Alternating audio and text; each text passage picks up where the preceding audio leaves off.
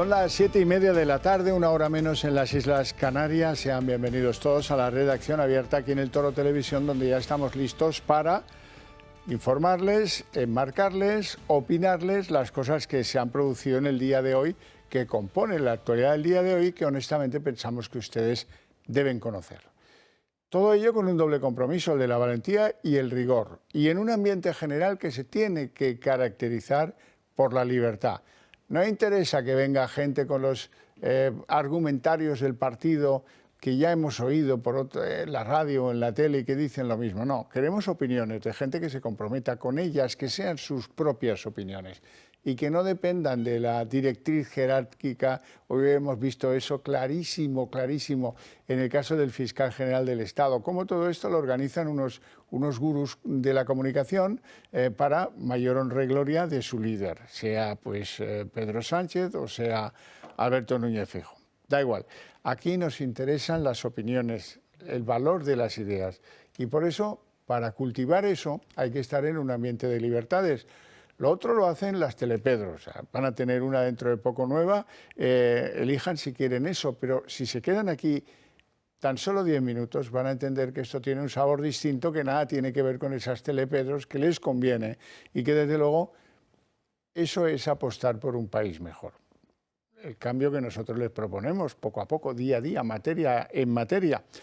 Vamos a empezar hablando de salud, vamos a empezar hablando de la artrosis, porque, oiga, que los mayores de 40, el 30% en España tienen artrosis. Don Adolfo Albistur, muy buenas tardes. Muy buenas tardes, Xavier. Gracias por estar con nosotros. Este día lluvioso, ¿no tiene usted ningún gadget para la lluvia? Bueno, vamos a ver. Más que para la lluvia te voy a decir, pues lluvioso, húmedo, frío. Fatal para la artrosis. Eso es, por eso cierto. es. Bueno, Mejorando tu vida ofrece diferentes posibilidades. La artrosis no tiene cura, hay que decirlo con toda claridad. Ahora, el dolor que produce sí. Efectivamente, es lo más importante. Hay 7 millones de personas, es decir, cuando nos ves, si yo tengo artrosis, no estás solo, hay 7 millones de personas que como tú tienen artrosis. Lo que pasa es que yo creo que hay dos caminos una vez que tienes artrosis. Uno es, bueno, o incluso tres. Uno es resignarse, tengo artrosis, bueno, ¿qué le voy a hacer? A veces que el propio médico te dice... No me puedo abrochar los botones, pero da igual. Claro, pero dices, no tengo los dolor. Tarros. Eso es. Y otro es tomar una medicación que no deja de ser, bueno, una manera de solventar un poco el dolor, pero que al final sigue estando. Y otro que yo... Con efectos secundarios, etcétera. Y otro, porque además como es crónico, no es que me tome, no es un dolor agudo que me lo tome, se me pasa, un dolor de cabeza y ya está. No, dentro de un rato se me pasará y me volverá a doler. Y otro es buscar tratamientos como los que aquí ofrecemos, que estamos muy contentos porque hay muchísima gente muy contenta, para mejorar lo que tú has dicho, aliviar el dolor y que podamos mover mejor, pues en este caso, por ejemplo, cuando estamos hablando de las manos, con estos guantes, que son los primeros que empezamos a trabajar con el tema de la artrosis, pues lo que hacemos con los guantes es a través de tecnología, porque lleva todo un sistema de ondas pulsantes, es decir, son ondas que dan pulsaciones electromagnéticas que van muy bien a lo que es la articulación, además de combinarlo con masaje, con vibración, con calor. La sesión que se recomienda es de 20 minutos, que es lo que dura la sesión. Es el tiempo suficiente necesario para que yo pueda mover mejor las manos, no me duelan, y que una vez que me levanto por la mañana, y sobre todo en estos días que empieza a hacer más frío, pues me levanto con las manos anquilosadas, que empiezo a moverlas y tengo dolor, ¿no? Bueno, pues con estos guantes podemos hacer esa labor, ¿no? esa función de que no nos duelan las manos durante el día. Y luego tenemos... si tienes la artrosis en la rodilla, claro, la rodilla, o en la zona lumbar. Zona lumbar. Mira, saco este, que es el aparatito más pequeño, que es para, por ejemplo, en el hombro, en el codo, en la muñeca, en el tobillo, para que veamos lo que realmente produce. Esto es infrarrojo. El caso de la rodilla tiene infrarrojo ultravioleta. Aquí, en vez de ondas pulsantes, son terapias de luz. ¿Qué es lo que hacen estas terapias? Aparte de masaje, vibración y calor, lo que hacen es que penetran dentro de lo que es la articulación y llegan ahí y mejoran lo que es la circulación, ¿no? Es esa irrigación que tenemos. Al mejorar la circulación, disminuye la inflamación y hace que no duela, ¿eh? Calmamos el dolor. También sin ningún tipo de efecto secundario y siendo algo un tratamiento que cumple dos cosas muy importantes de un tratamiento, que sea fácil de hacer, como es este caso. Sí, porque si no, terminas que no lo haces. Eso es. Y luego que sea eficaz, es decir, que notemos que lo que estamos haciendo nos hace bien.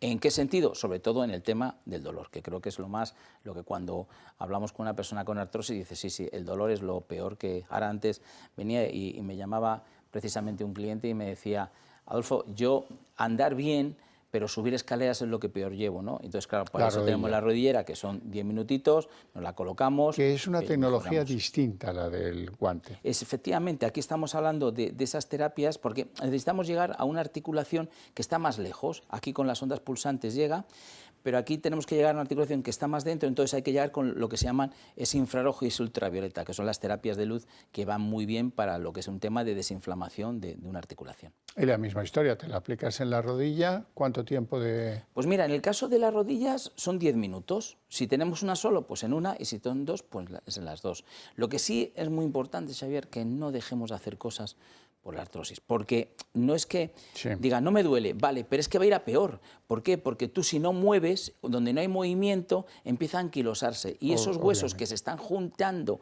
porque se ha perdido lo que es la almohadilla, que es ese cartílago de la articulación, pues se van a juntar más. Dolor y además falta de movimiento. Don Adolfo, cuéntanos, ¿cómo podemos conseguir estos instrumentos para facilitarnos la vida y con qué ventajas? Pues mira, yo siempre digo, por favor, llamad al teléfono, porque os vamos a explicar todo. Estamos encantados de atenderos, todos los espectadores del Toro Televisión, en este caso de Redacción Abierta. Ese es 900-730-122. Ahí nos explicáis vuestro caso para ver exactamente qué necesitáis. Vais a tener un gran descuento y sobre todo una cosa muy importante, que probadlo.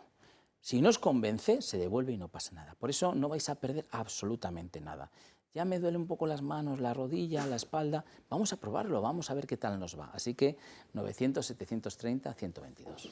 Hay que estar seguro de los productos que uno trae aquí a vender, porque si no, no haces ese tipo de planteamiento, ¿no? No, claro, es que lo que no se puede es que una persona tenga un producto y que es para su salud y que él considere que no le está haciendo bien o que no le está haciendo nada. Eso no lo queremos. Muy bien. Don Adolfo Albistur, gracias por la visita, Gracias, un placer, Xavier. de verdad. Vamos a empezar nuestro recorrido informativo en Estados Unidos. Hoy se cumple un año de la victoria electoral de Donald Trump. ¿Y cómo ha ido la cosa? Pues vamos a ver. En general, en términos económicos, los que decían que iba a haber una inflación horrible consecuencia de los aranceles y tal, por ahora se equivocan. Por ahora no es así. Los que decían que el empleo iba a ir a menos consecuencia de los aranceles y los problemas que iba a pasar la economía americana, también se han equivocado. ¿Dónde están los grandes éxitos de Trump y dónde están los grandes fracasos de Trump? Pues hombre, lleva camino de ser un gran fracaso esto de no conseguir un acuerdo para que la administración del gobierno americano levante la persiana y empiece a trabajar, porque ya es la más larga o está a punto de ser la más larga de la historia de Estados Unidos y no parece que el acuerdo con los demócratas vaya a ser fácil ni que vaya a llegar pronto. Entre los grandes éxitos, pues desde luego el alto el fuego en Gaza.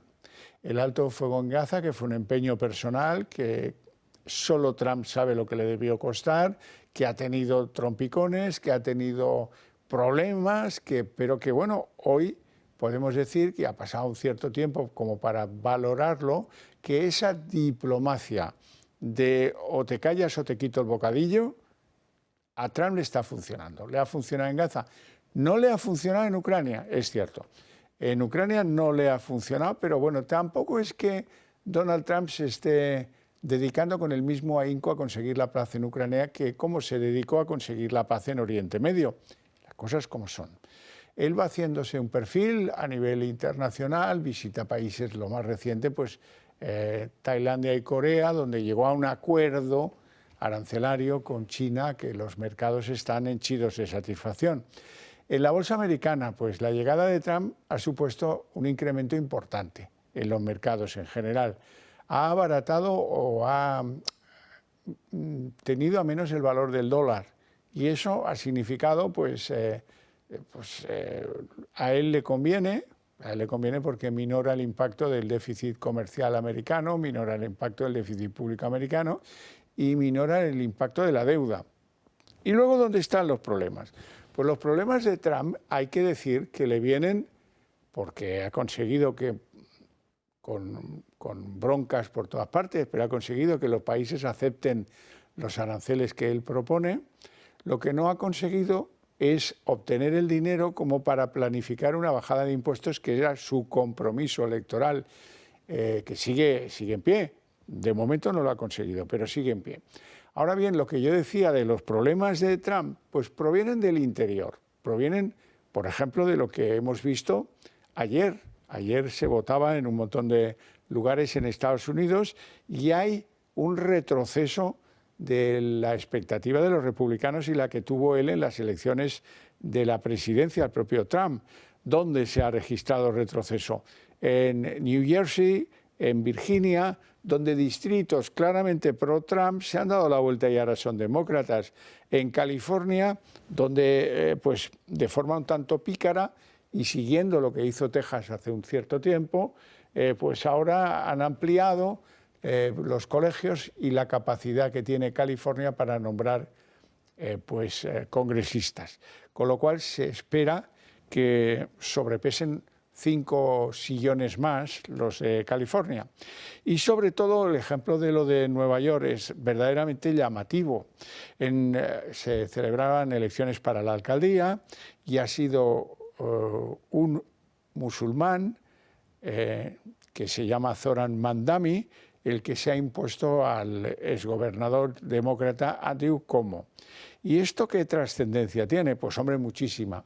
Ha tenido que salir, lo primero que ha hecho, y esto le honra, el alcalde musulmán que Trump califica de comunista, ha salido a defender lo suyo, que los pobres, que los inmigrantes, que ahora vamos a ser los que controlemos esta ciudad y los que la dirijamos. Bueno, a acto seguido, casi a renglón seguido, tranquilizar a la comunidad judía que veía con gran preocupación tener un alcalde musulmán.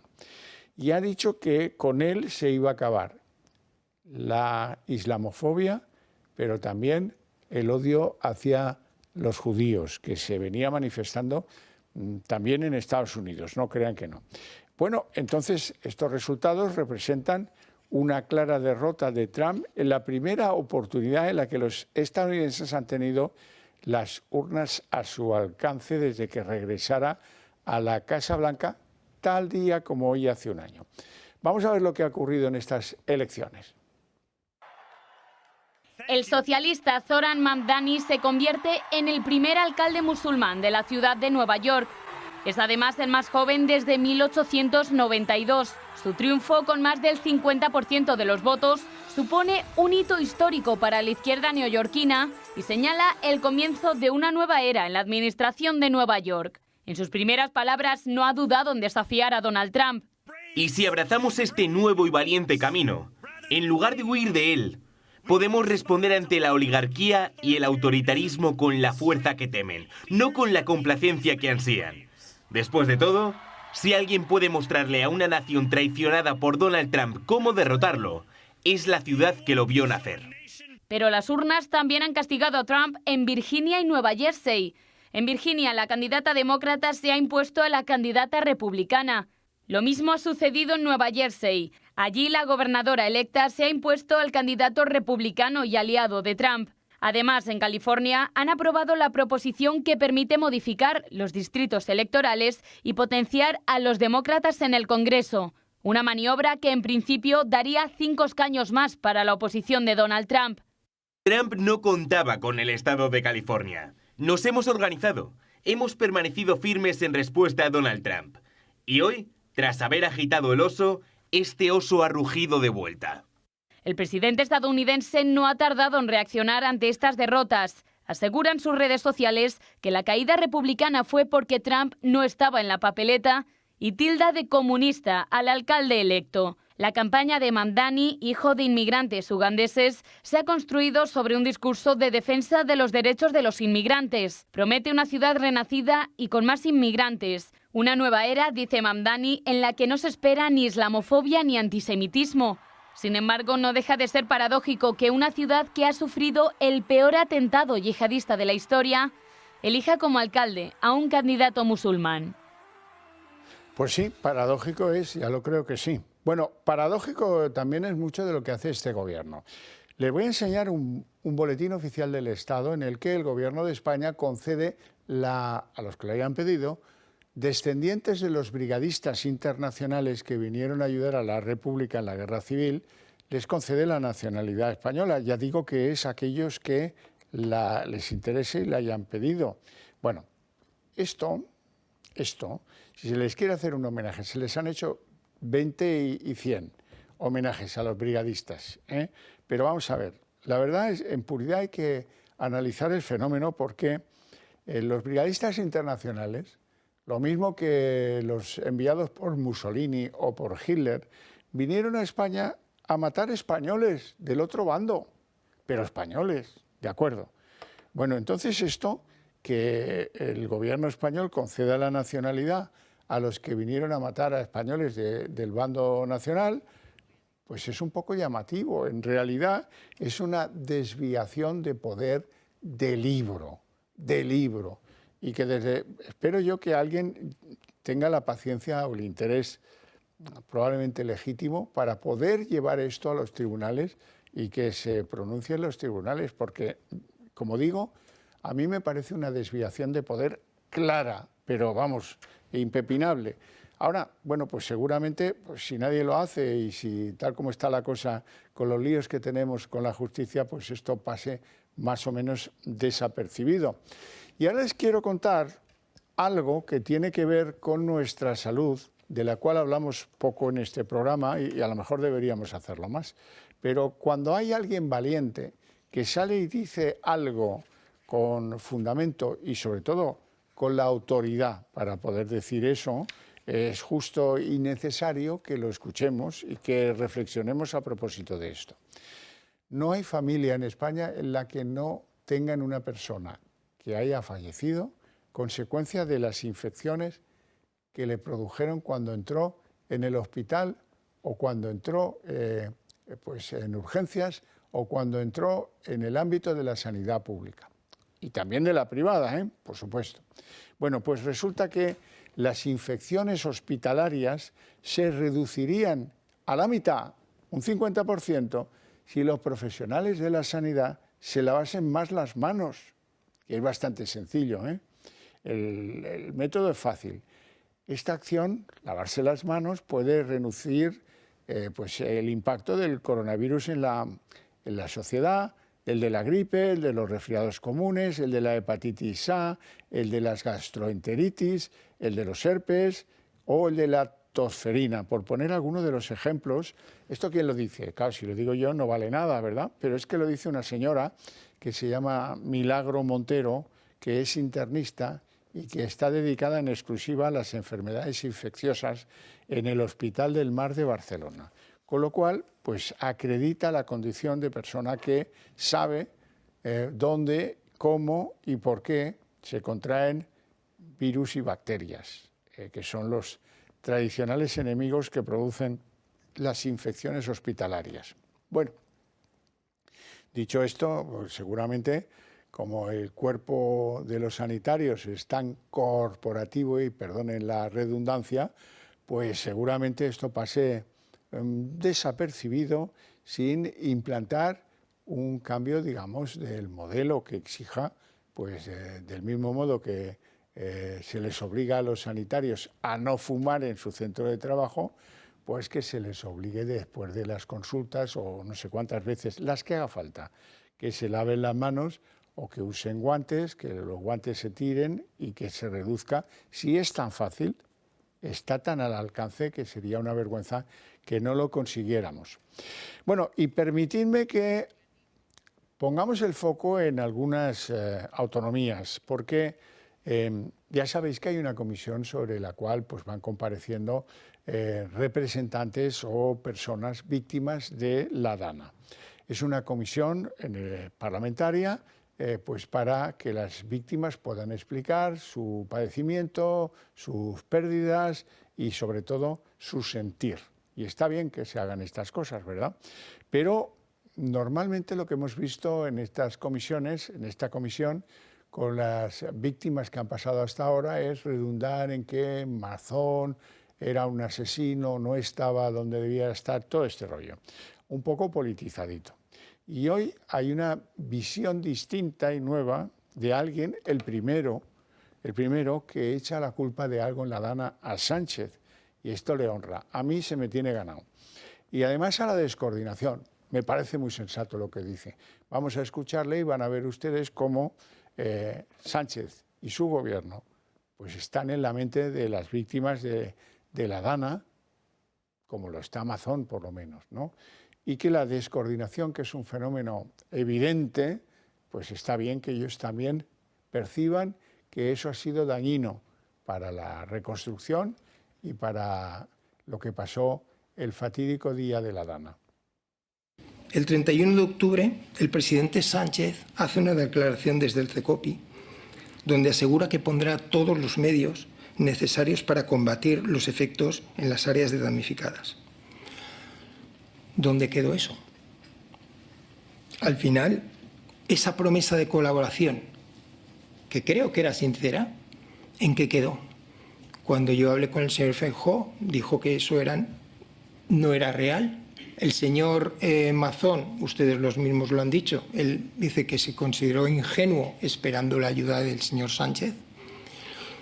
La verdad es que nosotros no sabemos. No sabemos si el señor Sánchez hizo esa promesa pero no era verdad. No sabemos si el señor Mazón esperó o no quiso esperar. ¿Por qué no se declaró la alerta de nivel 3? Esto evidentemente la respuesta la tendrán o el ministro de Interior, si no me equivoco, o la propia comunidad autónoma. Por seguir ofreciéndoles la actualidad en la Comunidad Valenciana, sepan que Mazón, el presidente dimisionario, ha solicitado comparecer ante la Comisión de Investigación de las Cortes Valencianas el próximo 11 de noviembre. Eso a petición propia y, bueno, pues como otros que han pasado por allí, querrá contar detalles o querrá defenderse, que es lo que hizo el otro día en esa comparecencia a las 9 de la mañana, en la que a alguien se le olvidó que firmara la dimisión, por cierto. Y también hay que hablar de la juez de Catarroja, la juez que está instruyendo el único caso de responsabilidades sobre la Dana.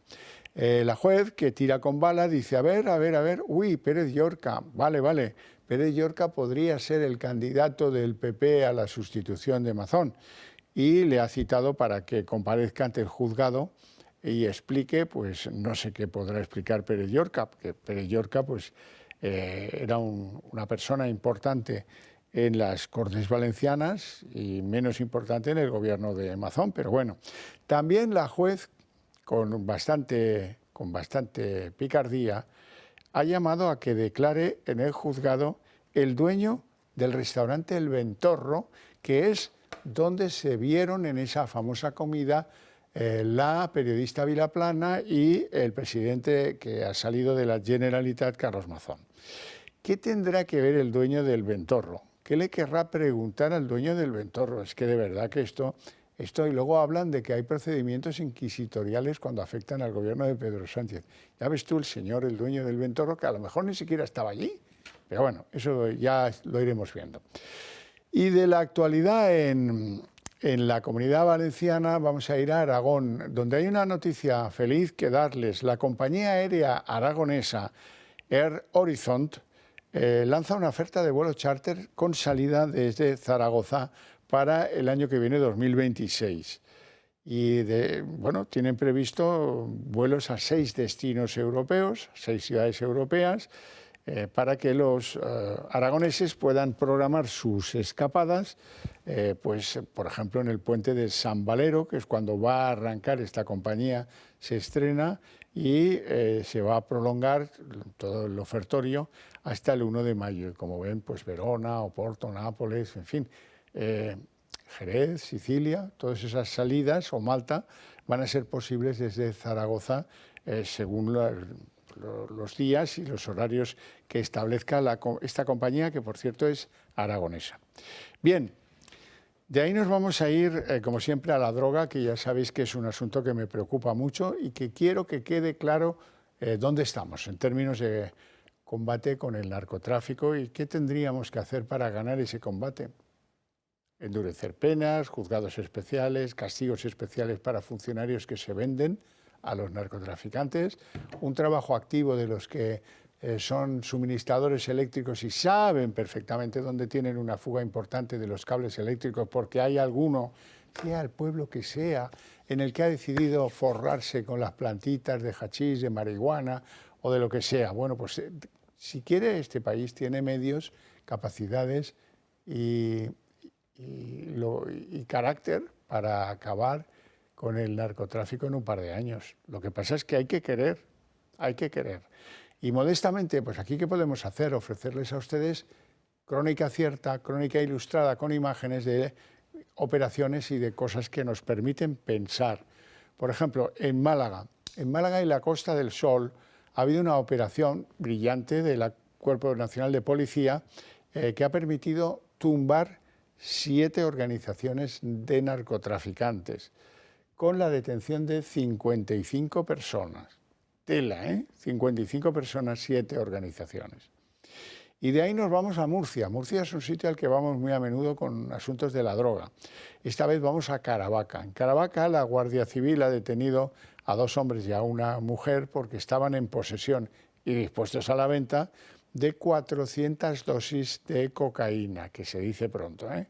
400 dosis de cocaína deben ser un dinerito, bien colocadas. Bueno, pues esto es lo que quería yo que supierais de la droga en el día de hoy. Nos vamos a ir a publicidad. Antes que eso, permitidme que os recuerde que para nosotros es sumamente importante que nos apoyéis para defender esas ideas que compartimos y trasladarlas a más y más españoles. Podemos hacerlo más deprisa, con sobrada eficiencia. Solo necesitamos que nos apoyéis. ¿Cómo nos podéis apoyar? Pues primer asunto, el que os vengo contando yo siempre aquí, dándoos de alta en el Club de Amigos del Toro Televisión. Segunda manera, dándonos una donación que tiene un interesante tratamiento fiscal para los que la produzcan desde un importe. Hay un mínimo. Creo que son 250 euros, pero los detalles, por favor, si queréis desgravaros en la renta de este año, hay que hacerlo antes del 31 de diciembre. Y hay que saber cuánto necesito poner, cuánto he puesto ya, cuánto me falta, o si es desde cero, si va bien poner tanto, cuánto me voy a llevar en deducción fiscal. Eso os lo van a contar de maravilla si llamáis al 91 616 2464, salís de dudas, os organizáis fiscalmente para recuperar buena parte de ese dinero que en forma de donación nos quisierais entregar. Nosotros aquí agradecidos siempre. Vamos a publicidad y a la vuelta abrimos la mesa de análisis político.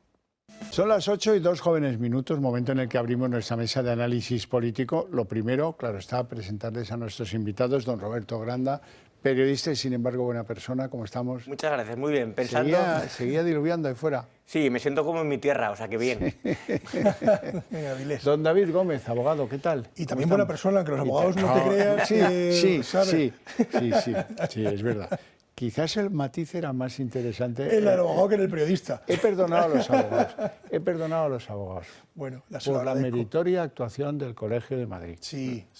Gracias al Colegio de Madrid. Hay que quitarse el sombrero. Sí. Eso es implicarse con que este país vaya mejor. Sí. Con que ese país vaya mejor. Sí. Además, no se la están torciendo al colegio. El colegio ha aguantado, está aguantando el envite. Y tela marinera, sí, sobre todo con el fiscal general del Estado, está aguantando ahí las presiones, que seguro que las hay. Yo no las conozco, pero estoy seguro de que las ha habido. Y ahí el decano y todo el equipo lo están haciendo muy bien. Bueno, es que si dejaban pasar esto, la mitad de los abogados de Madrid se iban al paro. Sí. Claro. Nos colegiamos en Avilés todos. Bueno, qué asco me da cuando veo con las puñetas y la toga al señor fiscal sentadito entre los magistrados y cuando le tienen que mirar a la cara tienen que hacer así como un escorzo. Bueno, es un desastre esto. El gocho este va a acabar produciendo más daño que el que razonablemente, después de haber hecho lo que presuntamente hizo, yo no le voy a prejuzgar, simplemente voy a decir una cosa. He visto pasar ya pues casi una docena de gente a prestar su interrogatorio, su declaración, como testigos, como lo que sea. Bien, no he oído a ninguno que dijera no hubo una violación del secreto de los datos personales del contribuyente que demanda. Ni uno. Otra cosa es que vayan a reconocer quién filtró esos datos, que ese es otro asunto. Otro asunto que es el que nos toca lidiar en el día de hoy. Pero ninguno dice, esto no es delito, esto. O no, ninguno dice, esto, ¿qué dice usted que se filtró? Y, por cierto, que si fueran tan ejemplares como el Colegio de Abogados de Madrid, los señores de la agencia tributaria hubieran presentado un informe conforme de allí. No salió. Es verdad que luego las circunstancias han llevado al toro al chiquero de la Fiscalía. Pero no hubiera estado mal saber qué órdenes dieron y cómo se lidió eso puertas adentro de la agencia tributaria. Hoy, platos fuertes del tercer día del juicio contra Álvaro García Ortiz por revelación de secretos son el testimonio de Juan Lobato, el que fue defenestrado porque dijo, uy, ¿que quieres que yo vaya a la asamblea con esto? ¿Esto cuál es el origen? ¿Quién te ha pasado a ti esto? No, bueno, déjame un ratito.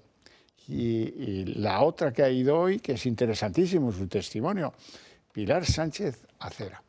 Esta ha ido hoy y ha dicho, ¿qué le hizo a Lobato? Le hizo las 7:25. Le dijo, no, déjame un ratito. Cogió los papeles, se los pasó a un periodista amigo, de un medio amigo también, y lo publicó. Y entonces le mandó a Lobato y dice, mira, ya tienes la fuente, ya tienes el origen perfectamente útil para el propósito. El propósito, como ha reconocido Juan Lobato, era armar el máximo de ruido. Es lo que quiere Moncloa, que armemos el máximo de ruido. Lo que decía el fiscal, no podemos perder el relato. ¿El relato de qué? El relato de Ayuso, porque uno había, el que es ahora su pareja, que entonces no lo fue, no lo era todavía. Este señor que, por cierto, voy a decir una cosa que no está tal, pero que, vamos a ver. Yo al chico este no le reconozco. Cada vez que le veo, o se ha rapado, o se ha dejado melena, que parece Pedraz, o yo no sé, se ha adelgazado, se ha dejado barba, se la ha quitado 20 veces. Le veo muy nervioso, eso sí, ayer le vimos muy nervioso. O me voy del país o me suicido. Coñé, no parece que sean cosas. No parece que sean cosas. Sí, muy equilibrado. Me da que don Alberto no ha terminado este asunto. Ha tenido que sufrir, seguro, dice que le han matado humanamente, no, perdón, políticamente. Sí, desde luego por lo menos lo han intentado. Y hay que reconocer que ha tenido agallas, porque ha ido a donde le han dejado a contar eso que parece su verdad.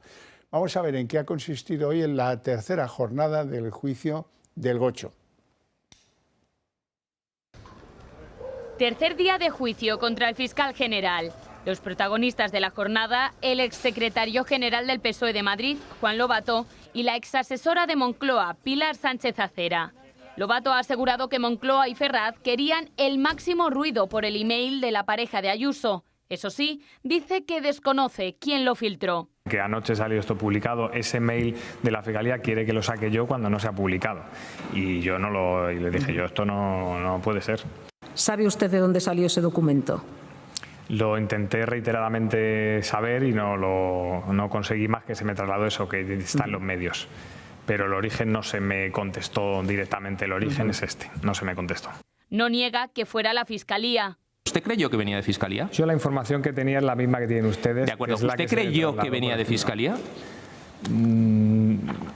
No es que creyera. Yo, por criterio de prudencia, pienso que, además como técnico de Hacienda del Estado, que ese es un documento que si no está certificado el origen, mejor no utilizar. A la salida, Lobato ha sido más contundente y ha tachado de incorrecto que se revelen datos privados de un particular. A mí me parece una vergüenza que se defraude fiscalmente, me parece una vergüenza que se dicten bulos y me parece que también es incorrecto que se revelen datos de carácter reservado, lo haya hecho quien lo haya hecho. Por su parte, Pilar Sánchez Acera dice que no recuerda qué periodista le envió el pantallazo.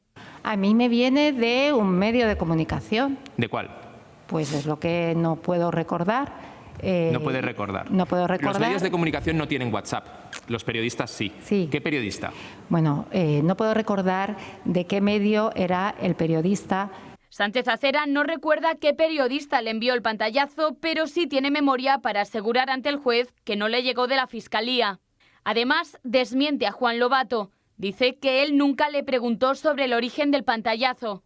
algo que no coincide con lo que manifestó el expolítico minutos antes. Bueno, el señor Lobato, además es que está en un acta, no me lo pide reiteradas veces. Me dice, la carta, ¿cómo la tenemos? Pese a sus declaraciones, las acusaciones sospechan de la intervención de Moncloa, porque quien envía la imagen a Lobato no solo era su compañera, Pilar Sánchez Acera, sino también la mano derecha de Óscar López, entonces jefe de gabinete de Pedro Sánchez. Este es el momento, si no estuviéramos reñidos con el humor, de que sacáramos los tres una guitarra y cantáramos "No te quieres acordar", Efectivamente, ¿no? así Porque, es. vamos. Y luego lo del otro, el Lobatillo. Vamos a ver, el Lobatillo dice que es una vergüenza que haya fraude fiscal. Tiene razón. Pero ¿no le parece que revelar secretos de un contribuyente, hombre, no es correcto? Pero ¿no le parece una vergüenza, eh? La doble vara de medir desde pequeñitos. El Lobatito ya viene con una doble vara de medir y en el partido se le va aumentando la graduación de la doble vara de medir. No, a ver, una cosa está clara, las nuevas tecnologías, los smartphones, han venido muy mal para las organizaciones delictivas, porque antes, bueno, llevaban sus cuentas en una libretita, así como esta, cogían y pum, pum, apuntaban. Ahora se mandan audios... Como Bárcenas. Claro, se mandan pantallazos. Una cosa, lo que dice esta señora, si un periodista te manda un pantallazo, te acuerdas. Por lo menos sabes el nombre del periodista o para qué amigo trabajaba. Eso, pues, no sé si era el país o el mundo, tal, claro, como son iguales, es tremendo. En el caso de este juicio en concreto, da igual si es la pareja de Ayuso, el pareja, el novio, el hermano, el amante. Hay un ciudadano particular cuyo derecho de defensa ha sido vulnerado por la Fiscalía General del Estado simplemente porque tenía una relación con una rival política. Y luego está esa imagen de que por lo visto era una asociación afín a él, ¿no? Pero del fiscal general, antes de entrar al juicio, siendo aplaudido por sus semejantes, o sea, por gente de la Fiscalía, que esto es un nivel, bueno, es que si lo hace el más tuerzo de Corea del Norte, todos nos reímos y decimos, mira, qué país, qué autocracia, sí, y aquí ocurre y no pasa absolutamente nada. Están obsesionados con el tema del relato, de ganar el relato. Pero es que son muy buenos en eso, se lo tenemos que reconocer. Han ganado, entre comillas, porque se ha impuesto el relato de la Dana. Ahora solamente hay un culpable, que era Amazon. Han ganado el relato incluso de la pandemia, aunque bueno, luego hablaremos de ello de las mascarillas, ¿no? Que no se podía saber y, vamos, y que Fernando Simón había que hacerse hasta camisetas con él. Y ya ahí está, en la Generalidad. Por lo tanto, se puede decir que han ganado, a pesar de los 120.000 muertos. Y con esto pues querían hacer lo mismo. Oye, saca rápido, pim pam, te mando el email, tú lo envías, tú lo filtras. Y Lobato dijo, pero yo no puedo hacer esto. Entonces le dijeron, mira, a no delinquir se va usted a su casa, porque esto es el PSOE. Para no delinquir no estés aquí. Lo defenestraron por no querer saltarse la ley, lo que nos da una imagen también de lo que es el PSOE. Bueno, mira, fíjate, yo creo que si hubiera sido un ciudadano normal, hoy no estaríamos hablando de esto aquí. Claro. El problema es que no era un ciudadano normal, era el novio de la presidenta de la Comunidad de Madrid. Si no fuera... Y alguien lo hubiera parado. Si no fuera el pareja... No sale en ningún sitio. Yo, perdóneme, le voy a intentar convencer, lo he hecho varias veces, pero no lo consigo, de que dejen de llamarle el novio. Bueno, pareja. El novio, la novia, es algo que implica inocencia, un deseo matrimonial obvio, pues pareja. Un comportar... Pero yo no digo que no sea buena persona, no. Lo que digo es que pues González Amador es un señor divorciado con 3 hijos. Llamarle el novio de... Sí, me parece un poco toda la razón. Ya tiene una edad como para... Yo ese dato desconocía, pensé que era un hombre soltero y lozano. Tómeme en serio, pero, es de Ceuta. Pues entonces la pareja de Ayuso, o actual pareja de Ayuso, es decir, por eso salen los medios de comunicación. Sí. Es decir, y por eso lo usan como una cabeza, diciendo, tenemos la cabeza de la presidenta. Sí, aquí es donde vamos a hacer el daño a la presidenta de la Comunidad de Madrid. A este, pues porque es... Claro, y este que pasa por allí no le cargamos, que nos da igual. Claro. Lo que queremos es la pieza de caza mayor, que es la presidenta de la Comunidad de Madrid. Por cierto, que le ha ganado este señor al Ayuntamiento de Madrid por el tema de que las obras decía el Ayuntamiento, que podían no haber sido legales y no es verdad. Y no es cierto. No es cierto. Entonces, bueno, hay una cosa que a mí me sigue sorprendiendo, que es que cuando a alguien le preguntan en sede judicial, oiga, ¿y usted no se acuerda de esto? Es decir, pues nada, sigue en su empeño y nadie del tribunal le advierta, oiga, señora, está usted bajo juramento. Cuéntenos, ¿se acuerda, no se acuerda? Mira que es extraño, porque si dijéramos que el pantallazo se lo pasaron usted hace 10 años, bueno, puede tener tiene un obligación de decir verdad. Esta misma señora, por si ya quieres el book completo de la Sánchez Acera, le preguntan, bueno, ¿a usted le pasaron esto de Fiscalía? No, rotundamente no, se acordaba de eso. Sí, eso sí recordaba, pero no del pantallazo tiene del una memoria periodista. selectiva. Claro, sí, claro. Del periodista. Entonces, el vacío está ahí. En lo que hemos visto hoy es donde está el vacío. El vacío está de dónde sale esa información y usted por qué no lo quiere decir. Es decir, ¿por qué no nos dice que el periodista? Porque no existe el periodista. Porque muy probablemente esa información fue al revés. Fue de ahí al periodista. A la prensa. Que eso seguramente fue así. Entonces, ese es el problema, ¿no? Entonces, aquí lo que vamos a ver es dónde está esa filtración, si es que finalmente lo consiguen, pero ya hemos visto a lo largo de estos días gente muy contundente con este tema. Sí. Hemos visto gente que no se ha cortado un pelo. Fiscales que han reiterado lo dicho en la instrucción, exacto, que era lo propio, pero lo han hecho. Sí, o sea, aquí hay gente que ya no se ha puesto de perfil, que ha dicho esto no es correcto y esto ocurrió de esta forma. Entonces, bueno, no lo tiene tan fácil. De hecho, cuando hablaba alguno de los fiscales que han pasado por la sala, al fiscal general se le retorcía la cara, porque, claro, lógicamente le están poniendo un brete. La jefa de informática, la jefa, bueno, no sé si es exactamente jefa de informática. Almudena Lastra. Eso ahora no toca, no claro, es importante. Claro. Entonces, bueno, pues vamos a ver. A mí una cosa que sí que no me gusta nada de este juicio es que le hayan permitido, y yo que llevo toga habitualmente, que esté con toga en un estrado, siendo, en este caso, estando imputado por un delito. Es verdad que tiene ese privilegio, entre comillas, tiene esa prerrogativa, si se me permite, pero no es decente, no lo es. O sea, tenía que estar sentado en el banquillo, en su sitio y punto. El tribunal puede estar sentado al lado de su abogado sin toga. Haberle hecho sentarse en otro lugar. Sí, incluso le podía haber dicho, usted no lleva toga y usted se sienta. Puede sentarse usted con su abogado, lo hemos visto muchas veces en televisión, cómo se sientan en el estrado los acusados con su abogado. Usted se sienta con su abogado sin toga. Sí, pero hay una máxima de la justicia, no te fíes de la justicia cuando te dejan pasar una. Exacto, sí, es así.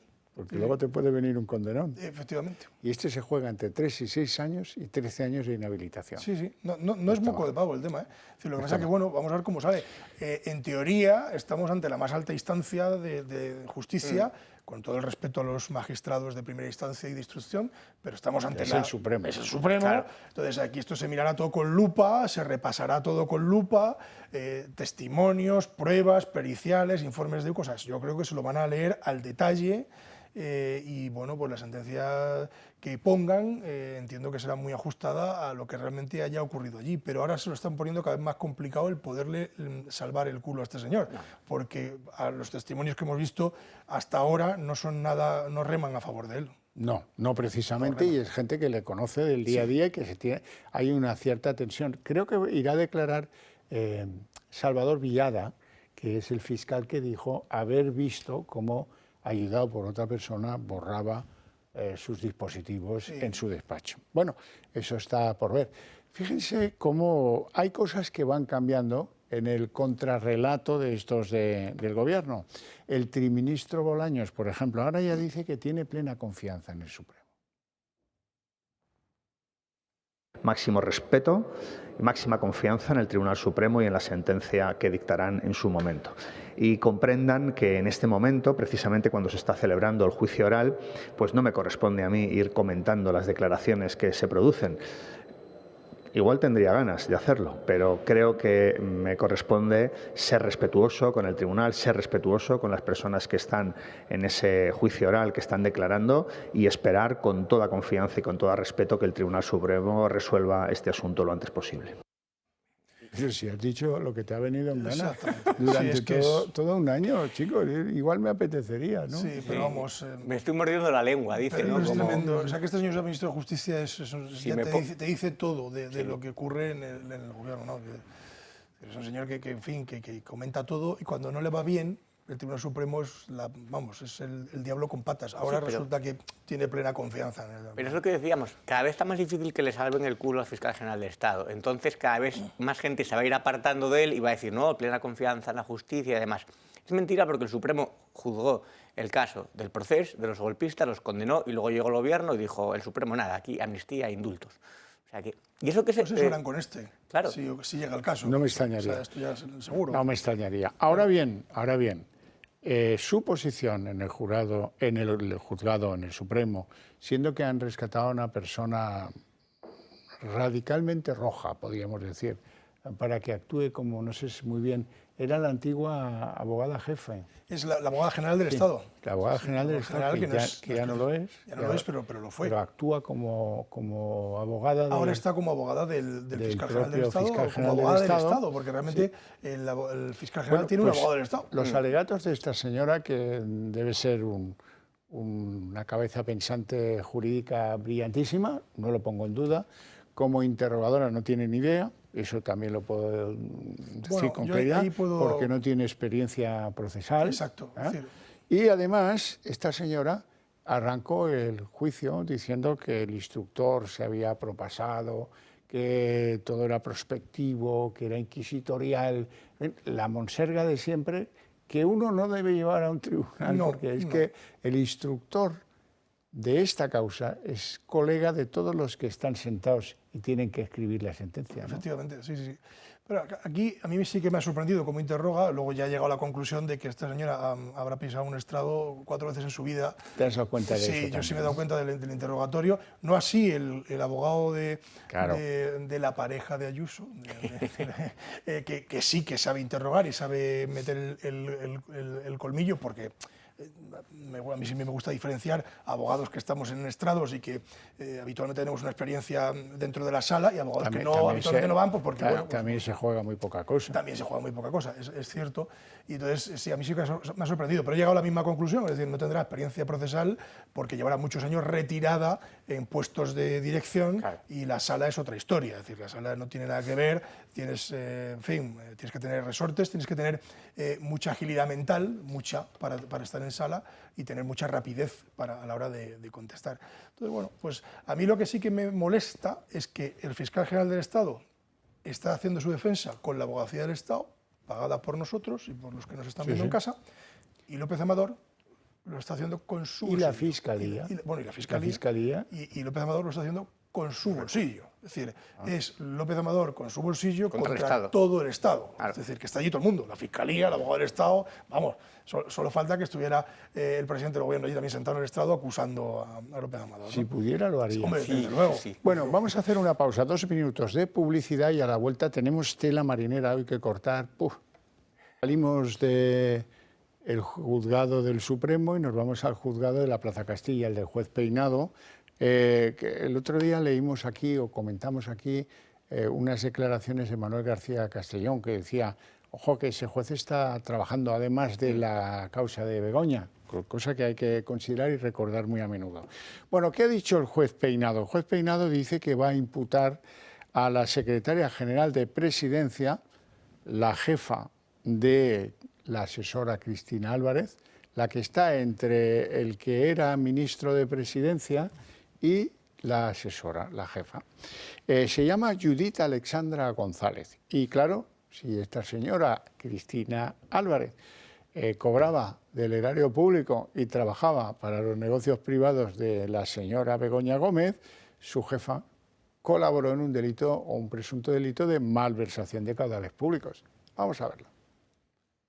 El juez Juan Carlos Peinado rechaza archivar la causa en la que se investiga a Begoña Gómez y mantiene también las diligencias contra su asesora en Moncloa, Cristina Álvarez, el delegado del Gobierno, Francisco Martín Aguirre, y el empresario Juan Carlos Barrabés. Siguiendo las órdenes de la Audiencia Provincial de Madrid, Peinado transforma el caso contra Gómez, a quien se le acusa de 5 delitos, en un único procedimiento de jurado popular y no en 2, como había previsto inicialmente. Además, abre una nueva imputación contra Judith Alexandra González, actual secretaria general de la Presidencia del Gobierno, por malversación de caudales públicos. González, supervisora de Cristina Álvarez, habría permitido que su subordinada realizara trabajos privados vinculados a la cátedra de la esposa del presidente. De esta manera se convierte en la 5ª persona investigada en la causa. Declarará el 12 de noviembre y el juez ha solicitado a la UCO analizar las agendas, correos y pasaportes de Gómez y su asesora. Ese mismo día y el 28 de noviembre, Peinado tomará declaración a una nueva batería de testigos, entre ellos el ex vicerrector de la Universidad Complutense de Madrid, Juan Carlos Doadrio, que fue quien presentó los correos con la asesora, y el presidente del Instituto de Empresa, Diego del Alcázar. Entre los citados no figura el presidente del Gobierno, Pedro Sánchez.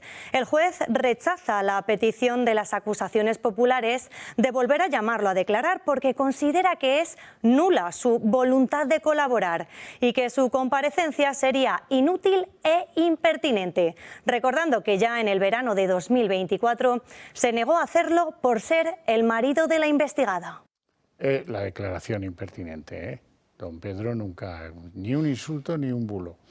Don Roberto. El juez habrá pensado, pues que a ver, para que mienta no lo voy ni a citar, pero es que Pedro está en su naturaleza, quiero decir, no puede hacer otra cosa que no sea mentir. No lo vas a llamar para que diga la verdad, eso es vivir una fantasía. Pero, cabe. Claro, igual que hablábamos antes, que si no fuera la pareja de Ayuso, no estaríamos comentando este caso, hubiera llegado donde llegó.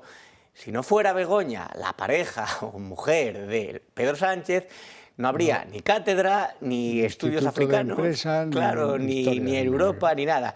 Que al juez Peinado, que por cierto le han dado palos por todos lados. Si pones a los canales del oficialismo es una cosa, es una cacería, la culpa la tiene el juez, no la acusada. O sea, es el juez el que tiene que demostrar su inocencia. Y arrepentimiento. Claro.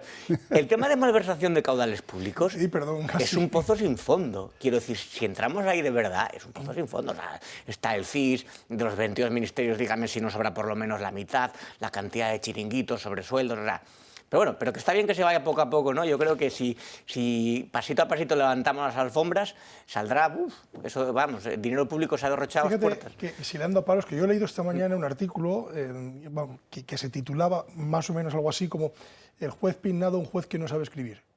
Y digo, pues para no saber escribir, van todos para adelante. Sí. O sea, ojo con el que no sabe escribir. Entonces, bueno, esa es una vieja tradición de la judicatura española. Claro. Que utilizan el idioma de aquella manera. De aquella forma. Entonces, bueno, yo sí que diría que conociendo un poco a los jueces del día a día, como el juez Peinado, porque es un juez del día a día, es un juez del ciudadano, porque es de instrucción, yo creo que es un juez que está solo, completamente solo. No le ayuda a nadie. No le han mandado ni un juez de apoyo, ni nada. Nada. Es más, no solo, como bien has apuntado al inicio, no solo está en esta causa que le estará consumiendo la gran mayoría de su tiempo, sino también está con las causas del día a día. Sí, el ladrón, yo conocí a un compañero el otro día que me dijo, está con Peinado esta mañana. O sea, quiere decir que él sigue en su cuestión ordinaria, ¿no? Entonces, bueno, yo creo que es un señor que está solo ante el peligro y que está asegurando muy bien, porque la instrucción de momento va muy bien. Él está asegurando los pasos y aunque, bueno, lógicamente, él toma una decisión, esas decisiones son recurribles, tienen que ir a la audiencia se las corrige o se las modifica, como ha sido el caso en varias ocasiones, pero la audiencia no le dice que lo está haciendo mal, ¿eh? La audiencia le dice, por aquí no dos juicios, sino uno solo con un tribunal. A Europa no, por ejemplo. Corregimos, a Europa no. Bueno, sigue usted por esta vía. Conclusión, que es un juez que está acostumbrado, muy acostumbrado a instruir. Es lo que ha hecho toda su vida, instruir. Con lo cual, ni Bolaños, ni Pedro Sánchez, ni nadie que se le parezca le va a dar lecciones a este señor de cómo se instruye una causa, porque, vamos, ni siquiera yo, que no me dedico al penal, pero ni siquiera ningún abogado penalista, es decir, sabe perfectamente lo que está haciendo. Bueno, ahora nos trasladamos a otro juzgado donde hoy ha empezado el juicio contra la fontanera espía Leire Díez, ya saben, aquella señora tan lenguaraz que decía ir de parte de que lo sabía todo, Pedro lo sabía todo, luego Pedro dice que no, y uno de los que aquí, ya saben ustedes que hay dos fiscales, que dicen que ella intentó comprarles y que lo mantienen en el juzgado. Ahora vamos a escuchar a uno de ellos, que es José Pepe Gringa. A ver, hay una cosa muy importante que yo he vuelto a decir. Yo no he denunciado a nadie, yo he denunciado unos hechos. Quien está detrás de esos hechos lo tiene que saber el juzgado ahora que investigue, la Fiscalía. Yo no lo sé. Yo puedo pensar lo mismo que usted, quién puede estar, pero no lo sé. Entre otras cosas porque en el documento hace referencia a determinadas cosas, determinada gente que yo no sé si es verdad. O sea, yo sé lo que leí y sé lo que me dijo Pere Rossinyol. Por cierto, aprovecho a decir que Pere Rossinyol me dice desde el primer momento que no sabe lo que dice el documento. Y yo le creo. Bueno, y Marta Caso, la jefa del departamento jurídico de Vox, que dice, que estaba también en este juicio, y dice que este caso va a tener recorrido. En el asunto, además, se va a poner de manifiesto las conexiones y las personas coincidentes que también tenemos ya en el caso Koldo, en el caso también ante el Supremo, en definitiva, las cloacas del PSOE, con que creo que este asunto va a tener mucho recorrido y muchos motivos de investigación. Hoy empezamos, la semana que viene continuaremos y creo que habrá mucha investigación a realizar. Y seguimos con la gran telenovela de Ángel Víctor Torres, porque la novedad es el conocimiento público de que lanzó una cacería de brujas de la que se jactaba con Koldo y los amigotes de la trama, contra todos aquellos que torpedearon los pagos por las mascarillas dichosas en Canarias. Funcionarios que decían, pero oiga, pero aunque vayamos una hora más tarde que en la península, ¿no le parece que habría que pedirle las credenciales a esta empresa? ¿O estas mascarillas compradas no deberían tener alguna referencia que las valide? Bueno, pues todos esos los quería, bueno, a una la amenazó con despedirla, solo os cuento eso. Y bueno, pues por seguir con la historia de lo que lleva detrás el asunto Puente, hay que, el asunto Torres, Puente es el magistrado que lo lleva, hay que recordar que le perdió el subconsciente. Estaba tan contento de que no salieran las chicas, el piso en la Castellana y las comisiones, tan contento, que se le fue la pinza y empezó a contar que estos querían montar una refinería de la trama de los hidrocarburos, trama Aldama más el señor aquel de los leones y de los tigres y las cacerías, querían instalarse precisamente en Arucas. Mira tú por dónde, que es donde él tiene todo su entramado político anterior a haber conseguido la presidencia del Gobierno de Canarias. Ángel Víctor Torres comunicó a Koldo García que no pensaba quedarse de brazos cruzados y tomaría represalias contra los funcionarios que, según él, habían tratado de bloquear los pagos a las empresas de Víctor de Aldama. He dado orden de que se pague con carácter inmediato y ya he requerido el expediente completo para ver qué es lo que ha pasado. Lo que quiero es que se pague ya de una vez todo lo que ha recibido Canarias para ver quién es el que ha estado desde dentro, torpedeando, retrasando y demás, ¿vale? Venga, chao. Estas comunicaciones las ha aportado la UCO al juez. Torres quería saber quiénes habían sido los funcionarios que habían alertado del precio fuera de mercados de las mascarillas o de que se iban a adjudicar fondos públicos sin contrato, revelando así la implicación personal del ahora ministro en la compra de mascarillas. El primer mensaje del informe de la UCO entre Torres y Koldo es de julio de 2020. En una de estas primeras comunicaciones, el político hace mención a su propio jefe de gabinete, al que había derivado el pago de las mascarillas a Soluciones Gestión, la empresa de Aldama. Te va a llamar Antonio Olivera, porque estoy encima de tu pago. Ya está validado el material y Hacienda ya ha hecho el trámite. Ya la tiene cargada para liberar el pago. A partir de ahí se suceden continuos mensajes de Koldo a Torres porque el dinero no llega. Y a una de esas insistencias le responde Torres que hay resistencia de Ana. Se trataría de Ana María Pérez, la responsable económica de la Sanidad Canaria. Buenos días, Koldo. Llevo desde el viernes y ayer incluso con el consejero centrado en este asunto. Hay resistencia de Ana. No a pagar esa factura, sino a hacer los abonos sin las comprobaciones de las validaciones, porque hay un conjunto de empresas que tienen dificultades. Y es en esta llamada donde, según la UCO, se aprecia un trato de favor. Ya he trasladado la excepcionalidad de esa factura y durante el día de hoy espero tener ya las respuestas. O sea, estoy encima de ello. Yo, no obstante, hablaré hoy con la persona que conocí el otro día en el restaurante. Estéte tranquilo, que estoy haciendo todos los esfuerzos, ¿eh? Y esa persona, según la UCO, es Víctor de Aldama, con quien Torres siempre ha negado haber mantenido contacto. El ministro se ha apresurado a responder a las acusaciones de Aldama en su contra, pero en la misma comparecencia reveló la ubicación de una refinería de crudo que la trama pretendía instalar en las Islas Canarias. ¿Dónde están esas refinerías que se decía que yo traía de manera ilegal a Arucas? Ahora parece que el mismo ministro, que antes aseguró que ese plan nunca existió, sabía incluso su ubicación, protagonizando un desliz que podría volverse en su contra. Yo no entiendo por qué está tan contento este hombre, porque está de libro imputado en la causa mascarillas, ¿no? Efectivamente. ¿O cómo? Sí, así es. Sí, está, pero de libro. Y además, me parece que todavía no conocemos el informe completo, es decir, que hay más entregas de esta historia. No sé. Sí, han dicho por ahí que alguna entrega más nos faltará, ¿no? Pero vamos, lo que sí que está claro que de las conversaciones se desprende que estaba encima perfectamente informado, sabía de qué iba el tema, no solo eso, sino que preocupado porque se pagara aquello y tal.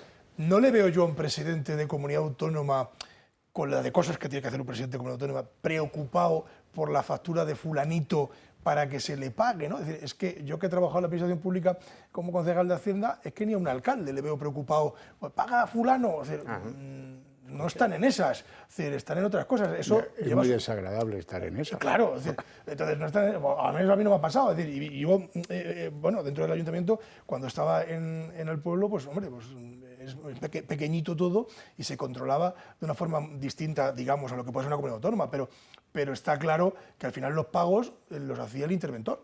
Es decir, no los hace ni siquiera el concejal de Hacienda, lo hace un funcionario. Entonces, vamos, yo no creo que un presidente de comunidad autónoma esté dedicado en cuerpo y alma a perseguir una factura de un señor que hay que pagar. Vamos, no tendrá cosas que hacer un presidente de comunidad autónoma, ¿no? Inaugurar pantanos. Bueno, ya no. Eso era antes. Pero fíjate lo curioso de todo esto. Dice, hombre, yo conocía a Koldo, sí, porque protocolariamente era el hombre que llevaba las cosas del ministro de Transportes. Entonces, pues claro. Y le manda un correo y le dice, es que si sacas esto adelante, los pagos de las mascarillas, me dejaré violar por ti.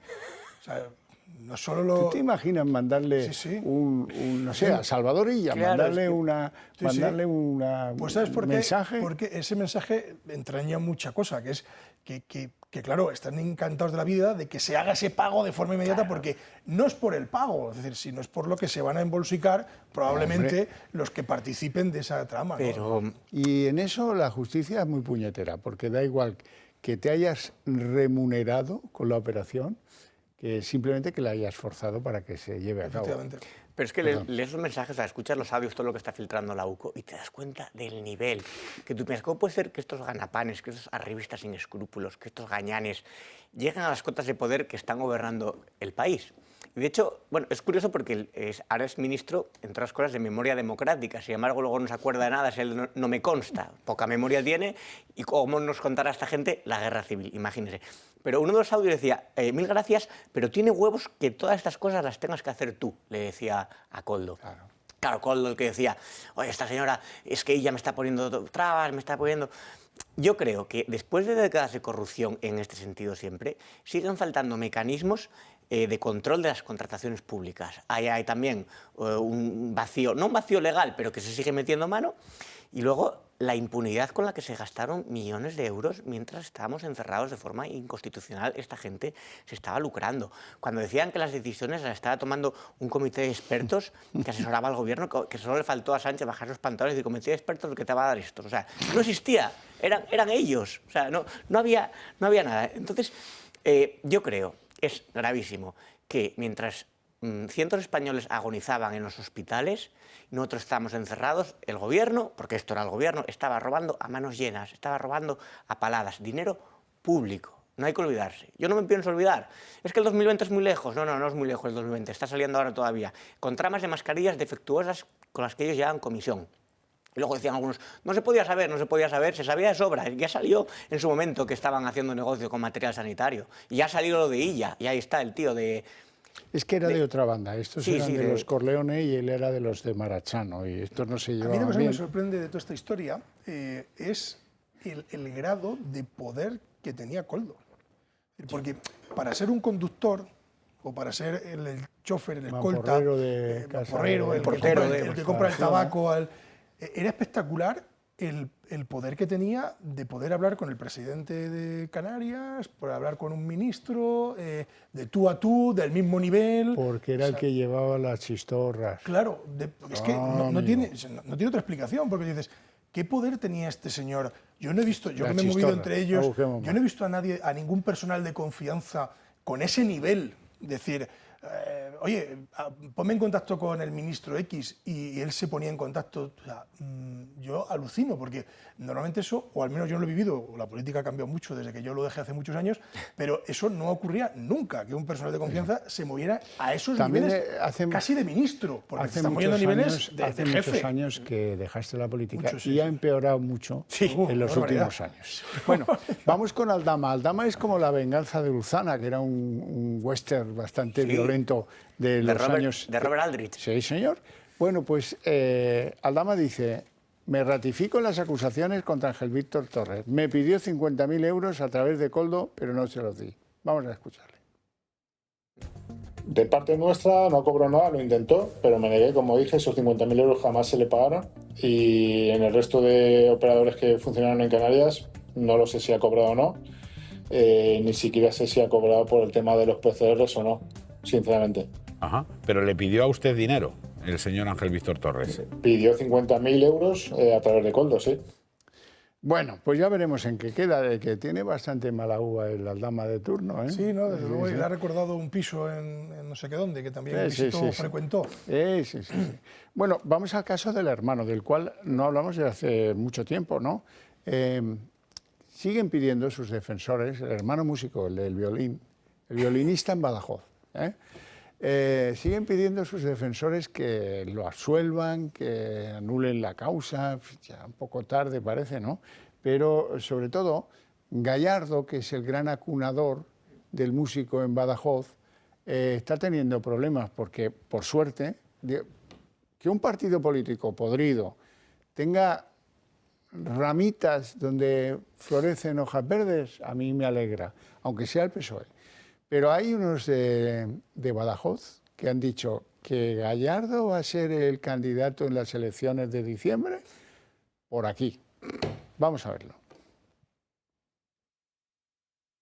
El PSOE extremeño se enfrenta a una nueva crisis interna y es que los socialistas no se ponen de acuerdo sobre quién debería ser el futuro candidato para unas elecciones que están prácticamente a la vuelta de la esquina. Le pido a Miguel Ángel que reflexione y se dé cuenta que su situación personal puede condicionar el voto de ciudadanos que de buena voluntad se pueden sentir engañados o influenciados por no sé qué historia.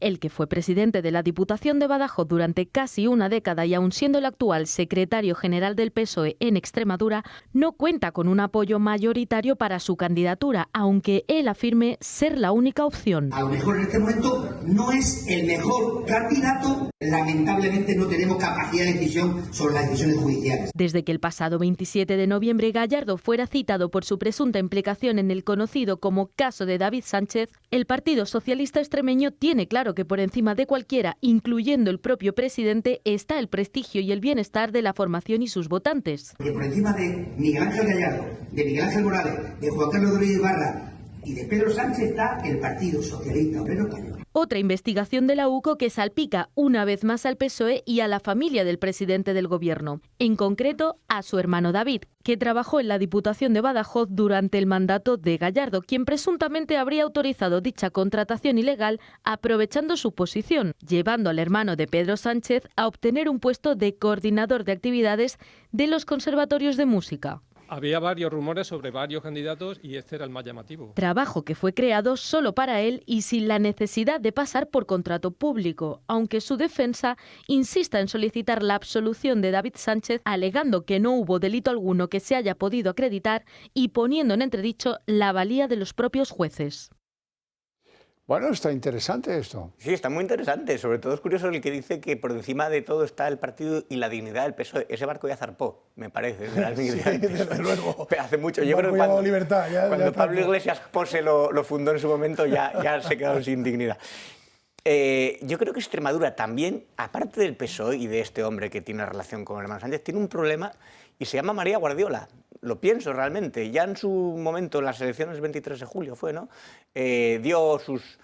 Bueno, hubo inconvenientes y creo que el PP ahí siempre tiene una china porque ella es de las que ¿sabes? Antes de pactar con Vox, no, que estos son muy... O sea, es como si fuera una señora más de izquierdas que otra cosa. Igual está en el partido equivocado.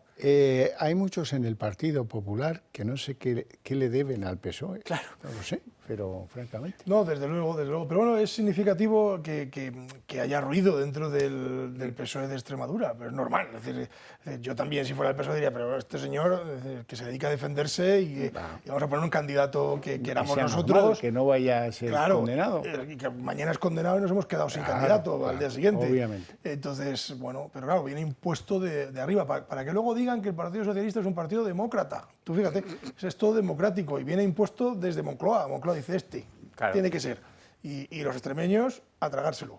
Fíjate, eso no, estaba yo pensando pruebas fehacientes de que el Partido Popular no va en serio contra el PSOE casi nunca. Por ejemplo, no solo es casualidad que no estén personados como causan todos estos líos de corrupción que a trancas y barrancas, pero han salido y tiene mucho mérito que hayan salido. No, es que hay una cosa mucho más reciente. Ángel Víctor Torres, por mucho que no salieran las chicas y el piso de la Castellana, demostró ser un embustero respecto de lo que había declarado en el Senado. Estaba obligado a decir verdad en esa comisión. Hay un artículo está obligado, que es verdad. permitiría condenarlo. Hoy decía Tellado, el portavoz el secretario general del Partido Popular, decía: estamos pensando llevar a los tribunales a Ángel Víctor Torres por haber mentido en sede parlamentaria.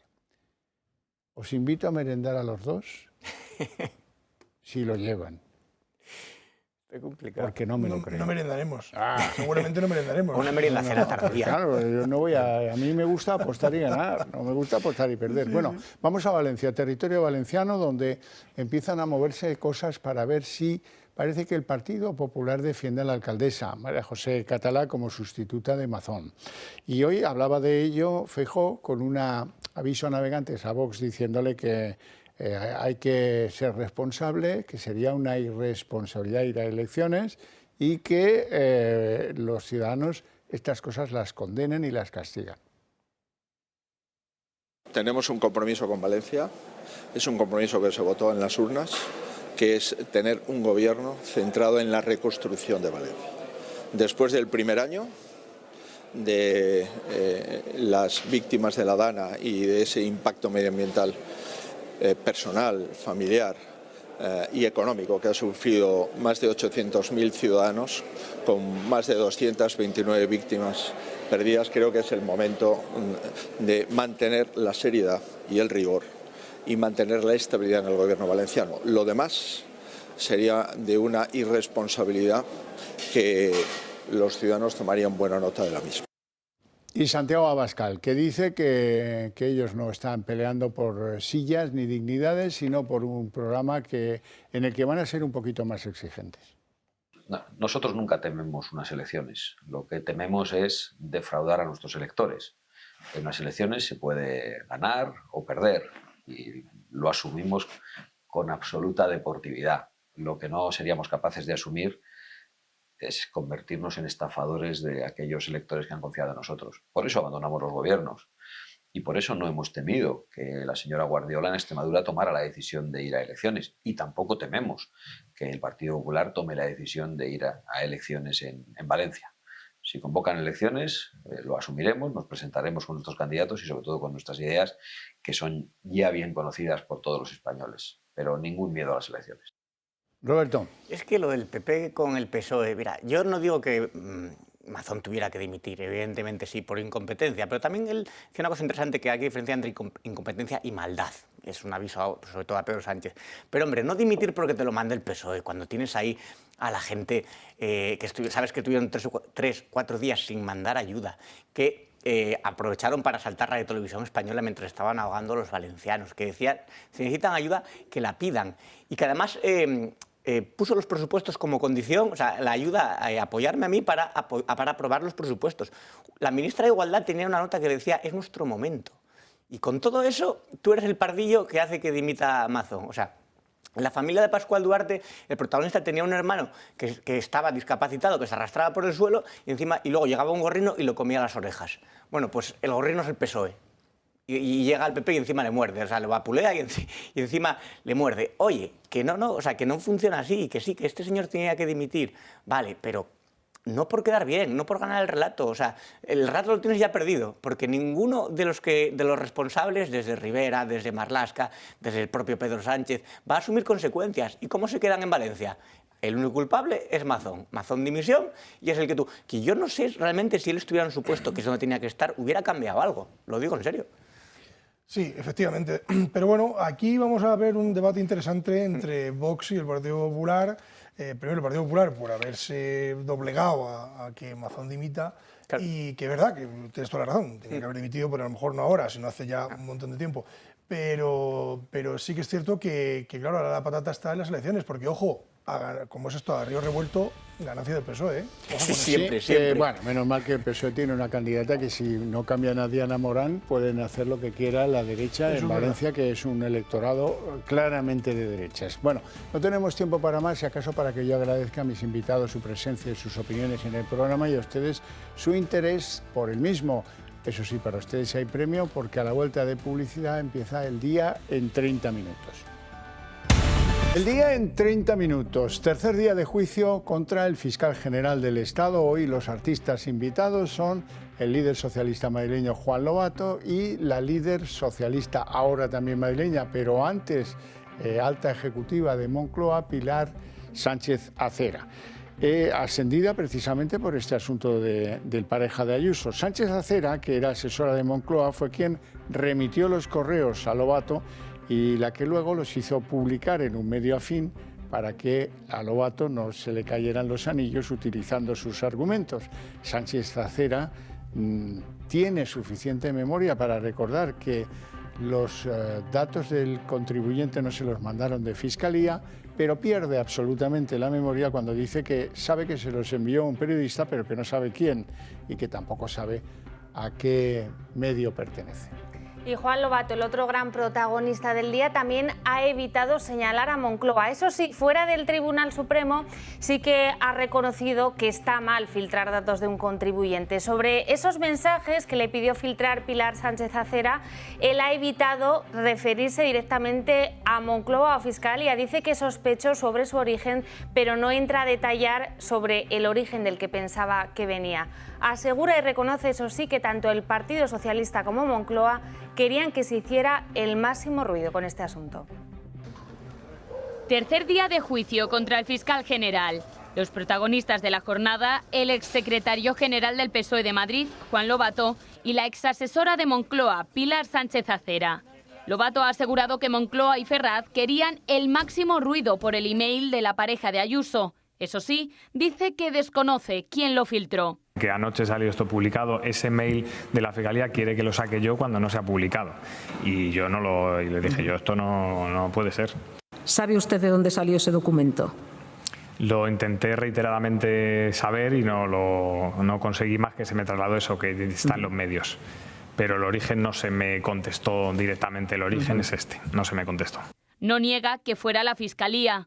¿Usted creyó que venía de Fiscalía? Yo la información que tenía es la misma que tienen ustedes. De acuerdo. ¿Usted creyó que venía de Fiscalía? No es que creyera. Yo, por criterio de prudencia, pienso que, además como técnico de Hacienda del Estado, que ese es un documento que si no está certificado el origen, mejor no utilizar. A la salida, Lobato ha sido más contundente y ha tachado de incorrecto que se revelen datos privados de un particular. A mí me parece una vergüenza que se defraude fiscalmente, me parece una vergüenza que se dicten bulos y me parece que también es incorrecto que se revelen datos de carácter reservado, lo haya hecho quien lo haya hecho. Por su parte, Pilar Sánchez Acera dice que no recuerda qué periodista le envió el pantallazo. A mí me viene de un medio de comunicación. ¿De cuál? Pues es lo que no puedo recordar. No puede recordar. No puedo recordar. Los medios de comunicación no tienen WhatsApp, los periodistas sí. Sí. ¿Qué periodista? Bueno, no puedo recordar de qué medio era el periodista. Sánchez Acera no recuerda qué periodista le envió el pantallazo, pero sí tiene memoria para asegurar ante el juez que no le llegó de la Fiscalía. Pese a sus declaraciones, las acusaciones sospechan de la intervención de Moncloa, porque quien envía la imagen a Lobato no solo era su compañera, Pilar Sánchez Acera, sino también la mano derecha de Óscar López, entonces jefe de gabinete de Pedro Sánchez. Llevamos 3 días de juicio al fiscal general del Estado y aún no hemos visto a ningún declarante que niegue que se filtraron los datos del contribuyente por una cuestión política. Y es que se trataba de la pareja de Ayuso. Otra cosa es que sepamos quién pasó esos datos. Eso ya es diferente. Sí hemos visto cómo se trata de proteger a Moncloa echando responsabilidades a Fiscalía, como ha hecho el exdirigente socialista madrileño Juan Lobato. El Lobato en sala es una cosa, el Lobato fuera es otra. En la calle no tuvo reparos en decir que está mal que se revelen los datos de carácter personal de un contribuyente. También hemos visto cómo Pilar Sánchez Acera, la exasesora de Moncloa, ha testificado que no sabe cómo llegó el correo de la filtración de Marras a su móvil. Es que no puedo recordar qué periodista me lo envió ni de qué medio era. Y eso en el Supremo la verdad es que no cuela ni en el Supremo ni en la calle. Ella sí aparece señalada como la que pretendía que Lobato jaleara la dimisión de Ayuso en la Asamblea de Madrid, pero del resto pues no me acuerdo y no lo sé. No sabe cómo le llegaron los datos al móvil, es que es un prodigio, una maravilla todo esto. Ella es la que, ante la reticencia de Lobato a utilizar los correos, con las negociaciones de los abogados de González Amador y la Fiscalía, lo pasó por una mano amiga, hizo que un medio de comunicación afín lo publicara y ya está. Como ya está publicado, Lobato, aquí lo tienes, con una fuente que lo ampara y en la que puedes pues esconderte y utilizarla de burladero. Esa es la pocilga partidista en la que nos movemos. Y hoy además tenemos novedades del caso Begoña Gómez. El juez rechaza archivar la causa y mantiene imputados a la mujer del presidente, a su asesora Cristina Álvarez, al delegado del Gobierno Francisco Martín y al empresario Juan Carlos Barrabés. Peinado sigue las órdenes de la Audiencia Provincial de Madrid y transforma ya el caso en un único procedimiento de jurado popular y no en 2 como había previsto de forma inicial. Además suma un nuevo imputado a la causa. Judith Alexandra González, actual secretaria general de Presidencia, tendrá que declarar en una semana por un delito de malversación. El juez, por cierto, además rechaza citar a declarar a Pedro Sánchez, apunta a su nula voluntad de cooperar, ya lo vio en una primera intentona, y estima que su comparecencia ahora sería inútil e impertinente. Ángel Víctor Torres lanzó una auténtica caza de brujas entre los funcionarios del Gobierno de Canarias que se oponían o que ponían trabas, dificultades a pagar a soluciones de gestión por unas mascarillas que tampoco venían certificadas. Todos los que entorpecieron esta negociación que favorecía la trama corrupta parece que tuvieron problemas con el propio presidente, con Ángel Víctor Torres, y además se jactaba de ello en sus contactos con los cabecillas de la trama, por ejemplo, Koldo. Torres, en su satisfacción por el informe de la UCO que le exime de alguna de las cosas que le habían reprochado por ahí, ha cometido un error, y es revelar que la refinería proyectada que antes negaba, la que pretendía Aldama y sus amigotes de Vilafuel, pues iba a instalarse en Arucas, que es precisamente el feudo donde ejerce Ángel Víctor Torres mayor control político en Canarias. Ángel Víctor Torres comunicó a Koldo García que no pensaba quedarse de brazos cruzados y tomaría represalias contra los funcionarios que, según él, habían tratado de bloquear los pagos a las empresas de Víctor de Aldama. He dado orden de que se pague con carácter inmediato y ya he requerido el expediente completo para ver qué es lo que ha pasado. Lo que quiero es que se pague ya de una vez todo lo que ha recibido Canarias para ver quién es el que ha estado desde dentro, torpedeando, retrasando y demás, ¿vale? Venga, chao. Estas comunicaciones las ha aportado la UCO al juez. Torres quería saber quiénes habían sido los funcionarios que habían alertado del precio fuera de mercados de las mascarillas o de que se iban a adjudicar fondos públicos sin contrato. El primer mensaje del informe de la UCO entre Torres y Koldo es de julio de 2020. A partir de ahí se suceden continuos mensajes de Koldo a Torres porque el dinero no llega. Y a una de esas insistencias le responde Torres que hay resistencia de Ana. Se trataría de Ana María Pérez, la responsable económica de la Sanidad Canaria. Buenos días, Koldo. Llevo desde el viernes y ayer incluso con el consejero centrado en este asunto. Hay resistencia de Ana. No a pagar esas esa factura, sino hacer los abonos sin las comprobaciones de las validaciones, porque hay un conjunto de empresas que tienen dificultades. Y es en esta llamada donde, según la UCO, se aprecia un trato de favor. Ya he trasladado la excepcionalidad de esa factura y durante el día de hoy espero tener ya las respuestas. O sea, estoy encima de ello. Yo, no obstante, hablaré hoy con la persona que conocí el otro día en el restaurante. Estéte tranquilo, que estoy haciendo todos los esfuerzos, ¿eh? Y esa persona, según la UCO, es Víctor de Aldama, con quien Torres siempre ha negado haber mantenido contacto. El ministro se ha apresurado a responder a las acusaciones de Aldama en su contra, pero en la misma comparecencia reveló la ubicación de una refinería de crudo que la trama pretendía instalar en las Islas Canarias. ¿Dónde están esas refinerías que se decía que yo traía de manera ilegal a Aruca? Protagonizando un desliz que podría volverse en su contra. Y hoy además ha arrancado el juicio contra Leire Díez, acusada de buscar trapos sucios contra fiscales y agentes de la UCO para desactivar causas sensibles de la Moncloa. Hoy han declarado dos de los fiscales denunciantes, el fiscal anticorrupción José Grinda y el fiscal de Madrid Ignacio Estampa. Además lo ha hecho también el comandante de la Guardia Civil Rubén Villalba, investigado en el caso Koldo. Los dos primeros se han ratificado en su denuncia y aseguran que Leire les chantajeó a cambio de información privilegiada. En el caso de Grinda, le van a escuchar, sostiene que un periodista se reunió con él y le entregó un folio con la oferta de un puesto en el extranjero a cambio de que manipulara procedimientos y ofreciera información sobre su jefe, el fiscal de la Sala, Alejandro Luzón. A ver, hay una cosa muy importante que yo he vuelto a decir. Yo no he denunciado a nadie, yo he denunciado unos hechos. Quien está detrás de esos hechos lo tiene que saber el juzgado ahora que investigue, la Fiscalía. Yo no lo sé. Yo puedo pensar lo mismo que usted, quién puede estar, pero no lo sé. Entre otras cosas porque en el documento hace referencia a determinadas cosas, determinada gente que yo no sé si es verdad. O sea, yo sé lo que leí y sé lo que me dijo Pere Rossinyol. Por cierto, aprovecho a decir que Pere Rossinyol me dice desde el primer momento que no sabe lo que dice el documento. Y yo le creo. Alberto Núñez Feijóo enviaba hoy un mensaje a Vox advirtiendo de la necesidad de mantener la estabilidad en la Comunidad Valenciana después de que Carlos Mazón presentara su dimisión. Según Feijóo, ir a elecciones sería una irresponsabilidad de la que los ciudadanos acabarían tomando buena nota. Tenemos un compromiso con Valencia, es un compromiso que se votó en las urnas, que es tener un gobierno centrado en la reconstrucción de Valencia.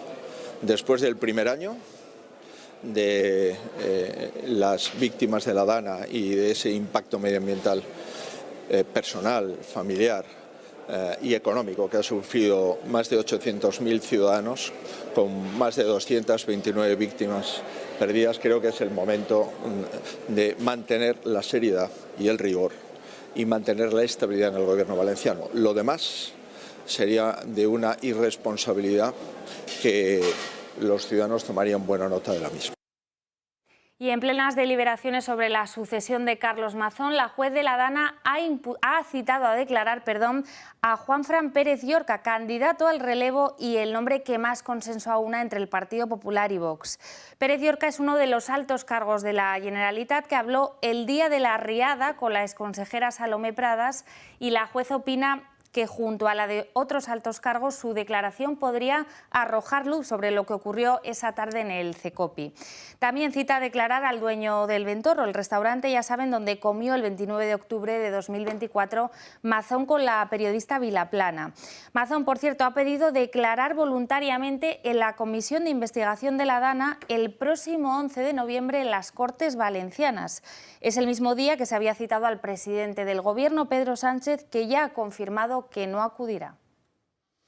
Y en la página internacional, quizá lo más relevante sea que en Nueva York han decidido cambiar de alcalde y ahora será Zoran Mamdani el nuevo alcalde, un inmigrante musulmán.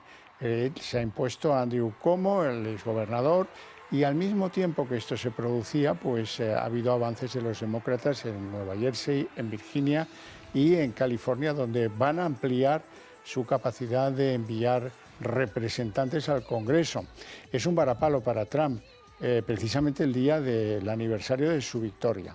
El recién nombrado alcalde musulmán, que entrará dentro de unos meses en el ejercicio de la alcaldía, mandó un mensaje de tranquilidad a la comunidad judía de Nueva York. Dice que no consentirá ni islamofobia ni tampoco actos contra la comunidad judía.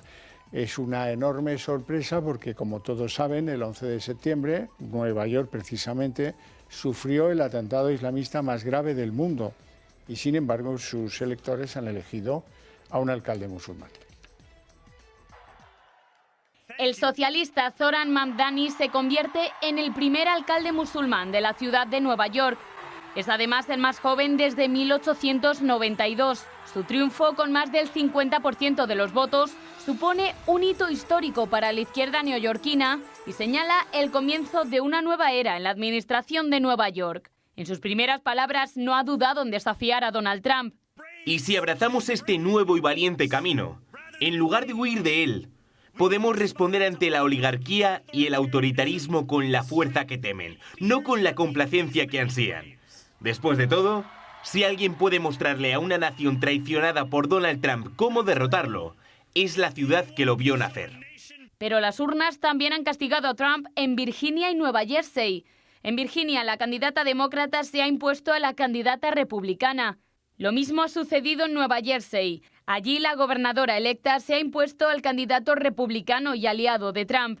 Además, en California han aprobado la proposición que permite modificar los distritos electorales y potenciar a los demócratas en el Congreso. Una maniobra que en principio daría 5 escaños más para la oposición de Donald Trump. Trump no contaba con el estado de California. Nos hemos organizado. Hemos permanecido firmes en respuesta a Donald Trump. Y hoy, tras haber agitado el oso, este oso ha rugido de vuelta. El presidente estadounidense no ha tardado en reaccionar ante estas derrotas. Aseguran sus redes sociales que la caída republicana fue porque Trump no estaba en la papeleta y tilda de comunista al alcalde electo. La campaña de Mamdani, hijo de inmigrantes ugandeses, se ha construido sobre un discurso de defensa de los derechos de los inmigrantes. Promete una ciudad renacida y con más inmigrantes. Una nueva era, dice Mamdani, en la que no se espera ni islamofobia ni antisemitismo. Sin embargo, no deja de ser paradójico que una ciudad que ha sufrido el peor atentado yihadista de la historia elija como alcalde a un candidato musulmán. Y viajar de Madrid a París en tren en solo 6 horas podría ocurrir muy pronto. Bruselas quiere acelerar la llegada de la alta velocidad entre países de la Unión Europea y se fija 2035 como el año en el que ya podrían ocurrir algunos de estos viajes. Trayectos de 6 horas entre Sofía y Atenas o de 4 entre Berlín y Copenhague podrían ser una realidad de aquí a 2024. Para otros, como Madrid y Lisboa, que tendría solo una duración de 3 horas, tendríamos que esperar todavía menos. Las autoridades comunitarias quieren que sea una conexión eficiente y, sobre todo, rápida. 250 kilómetros por hora es la velocidad que podrían alcanzar estos trenes. En la página de Sociedad, las infecciones hospitalarias podrían reducirse a la mitad si los profesionales que abundan en los centros hospitalarios se lavasen las manos más a menudo. Esta simple acción puede reducir el contagio del coronavirus, la gripe, los resfriados comunes, la hepatitis A, la gastroenteritis, los herpes o la tosferina, entre otras enfermedades. Esas son las conclusiones de una médico internista llamada Milagro Montero, dedicada ahora en exclusiva a las enfermedades infecciosas en el Hospital del Mar de Barcelona.